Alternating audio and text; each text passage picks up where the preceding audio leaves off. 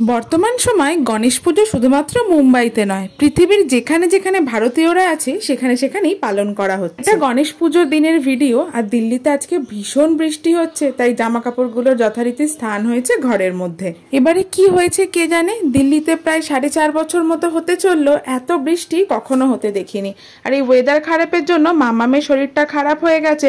আর দেখো কেমন করে ওকে ওষুধটা খাওয়াতে হচ্ছে। ডক্টর ওইদিকে সমানে বলছে ওষুধ না খেলে গলার ইনফেকশন, সর্দি কাশি কমবে না।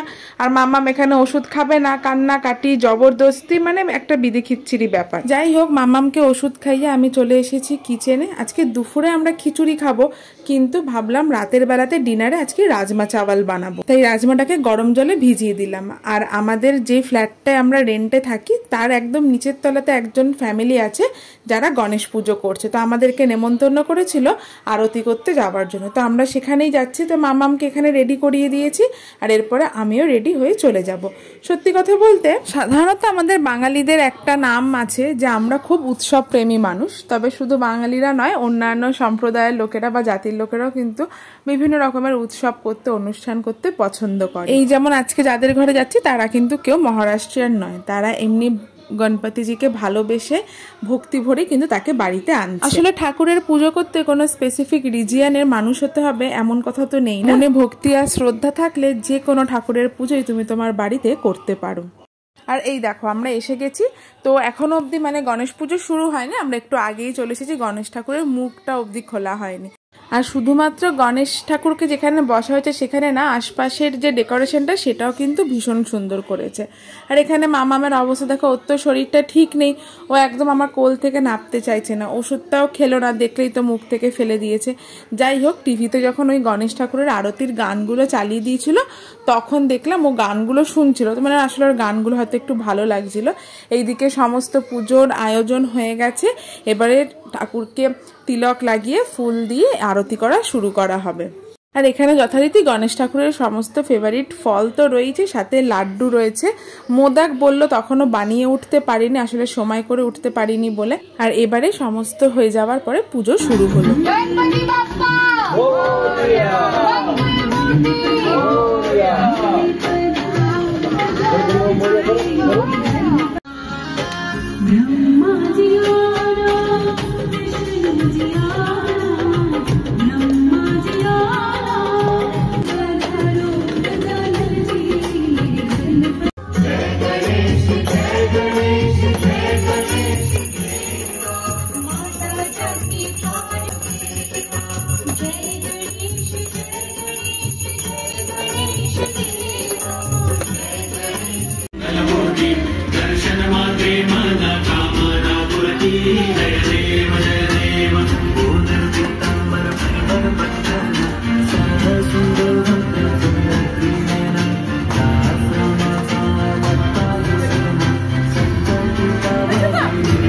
গণেশজিকে আরতি করার পর ওরা কিছু ভোগ প্রসাদ দিয়েছিলাম, তো তার মধ্যে লুচি ছিল। আর তোমরা তো জানোই মাম্মাম লুচি খেতে এত ভালোবাসে, তো সে ওখানেই লুচিটা দেখলাম খেতে আরম্ভ করে দিয়েছে। আমি বললাম ঠিক আছে, তাহলে তুই খানিকটা প্রসাদ খেয়ে নে, তারপরে না হয় আমরা বাড়িতে যাবো। ডান্স করো তো, ঢিঙ্কা চিকা, এই ঢিঙ্কা চিকা, টুই টুই টুই টুই টুই টুই টুই টুই টুই টুই, ঢিঙ্কা চিকা, এই ঢিঙ্কা চিকা, এই ঢিঙ্কা চিকা, এই ঢিঙ্কা চিকা, এই ঢিঙ্কা চিকা, এই ঢিঙ্কা চিকা, এই ঢিঙ্কা চিকা। ঢিঙ্কা চিকা ডান্স করো, পড়ে যাবে মামা পিছনে। ঢিঙ্কা চিকা ডান্স করো, ঢিঙ্কা চিকা, ঢিঙ্কা চিকা, ঢিঙ্কা চিকা। আর মোমের পুতুল নাচো, মোমের পুতুল মোমের দেশের মেয়ে নেচে যায়, বিহু বলো চঞ্চল পায়, বিহু বলো চঞ্চল পায়। ফুলে ফুলে নাচো, ফুলে ফুলে ঢোলে ঢোলে মাহে কি বামৃদু বায়, তোটিনি লোলো তুলে কল্লালে ঝুলিয়া যায়। মামাম তো ওখানে লুচিটা খেয়েছে, যদিও ঘর থেকেও দুধ খেয়ে গেছিল। আর এবার ঘরে চলে এসেছি। আমি না কিছু না খেয়ে গেছিলাম, সেটা ঠাকুরকে আরতি করব, শুধু স্নানটা করেই চলে গেছিলাম। আর ঘরের ঠাকুরকে জল মিষ্টি দিয়েই চলে গেছিলাম। তো তাই জন্য এসে ব্রেকফাস্টটা সেরে নিলাম। ওই আমার যে ওভারনাইট সোকড ওটসটা থাকে সেটাই ব্রেকফাস্টে খেয়েছিলাম।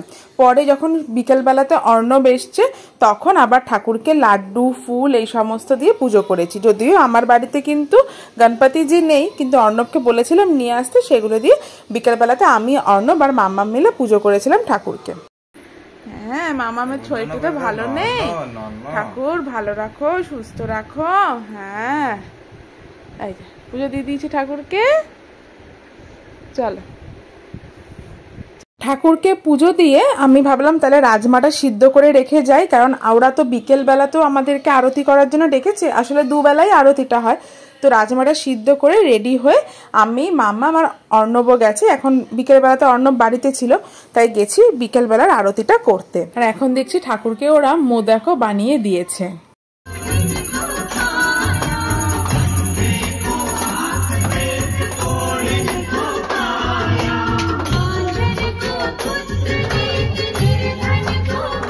পুজো করে প্রসাদ নিয়ে বাড়ি চলে এসেছি। আর রাজমাটা এখানে আমি বানাচ্ছি একটু ঘি আর সাদা তেলে। পুরো ডিটেল রেসিপিটা তোমাদের সাথে খুব শিগগিরই শেয়ার করে দেবো।